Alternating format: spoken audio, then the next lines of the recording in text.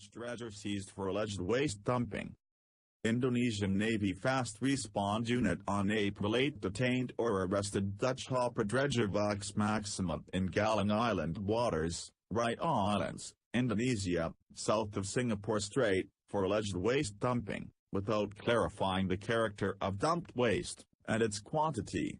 According to available information and AIS records, Dredger was working in Southeast China Sea waters for years. It is not clear and it wasn't explained, why did Dredger sail to Indonesian waters and why it was illegal. If according to Master's statement, Dredger was managed by Singaporean company. It can be assumed from Indonesian reports, that the captain, of Dutch nationality, and 15 crew, including Dutch, Ukrainian, Polish and Filipino nationalities, were detained or arrested, for investigation. Captain is facing 2-year imprisonment or fine of some $21,000.